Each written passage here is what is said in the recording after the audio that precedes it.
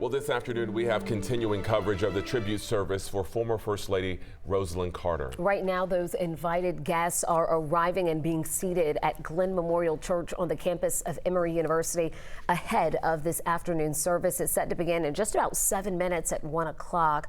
So let's take you live to what we are seeing outside right now. This is a live look again outside of Glenn Memorial Church, where we have been seeing various vehicles likely carrying dignitaries arriving to the service. We know President Joe Biden touched down about probably more than an hour ago, along with Dr. Jill Biden. We also know that Vice President Kamala Harris and the second gentleman are expected to be in attendance, as well as former President Bill Clinton and Hillary Clinton. Our crews that are out there right now have also seen Senators John Ossoff and Raphael Warnock. And we are also anticipating former First Ladies Laura Bush, Michelle Obama, and Melania Trump to be in attendance, in addition to Governor Brian Kemp and First Lady of Georgia, Marty Kemp. We did see Atlanta Mayor Andre Dickens along with President Biden when he arrived. And we just know that there's a long list of so many other people that will be in attendance and taking part in today's tribute. And one person we haven't seen just yet, but we're anticipating, is the former president himself, Jimmy Carter, expected to be there for the service. We have not seen him, but we do know he is expected to be there to pay his final respects to his wife. They were together for so many huge moments, and you got to understand that he would want to be here if he could. 77 years, really an incredible life and an incredible love story that so many of us have had the privilege to watch, even if just from afar. Right now, we want to take you out to our Joe Ripley. He is live at Glenn Memorial. Joe, what have you seen and what are you seeing as we get closer to that service beginning?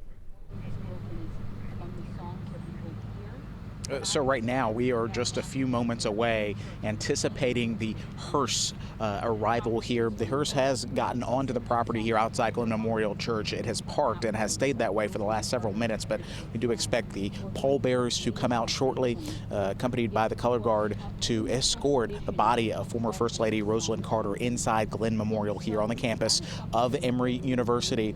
As we await that portion of today's service, I wanted to give you a little bit of info about what we can expect today. This service is going to feature family members of the former First Lady Rosalynn Carter, as well as her husband, Jimmy Carter. Former president is expected to be in attendance, along with a number of dignitaries you heard just a while ago today. So Mrs. Carter's surviving grandchildren are going to serve as those honorary pallbearers. We will hear music today, as well as scripture and a number of readings as well. All of these elements of this service were picked out, specially designed by the former First Lady herself, Rosalynn Carter, someone who redefined what it meant to be a First Lady, someone who poured her heart and soul into not only her home state of Georgia, but also to this country as well, being special in that regard of being First Lady of both Georgia and the United States. And some of those guests here today paying their respects because of what she meant, not only here where we are to the country, but also the world, and her work with the Carter Center after her husband left the White House. The two joined forces with Emory University to create the Carter Presidential Center that became a force for instilling and spreading peace and democracy worldwide, to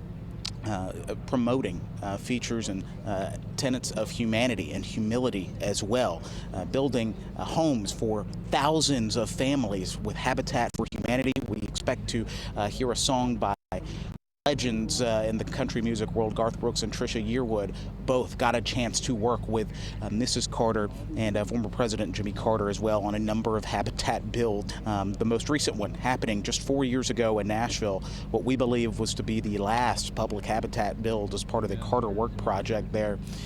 You can see now here outside the church, we believe this is Reverend Mark Westmoreland, the pastor here at Glenn Memorial Church. We are going to hear from him. We're also going to hear from Pastor Loudon as well, the Carter's personal pastor, who was in the White House with them as well. A number of family members, as we mentioned before, are also going to be here. And some of the tributes we'll hear today from grandson Jason Carter, one-time gubernatorial candidate here in Georgia, the Carter's aide and friend, Catherine Cade, along with journalist Judy Woodruff, who spoke so highly of the Carters, and especially of Mrs. Carter and her efforts to promote mental health among journalists, especially.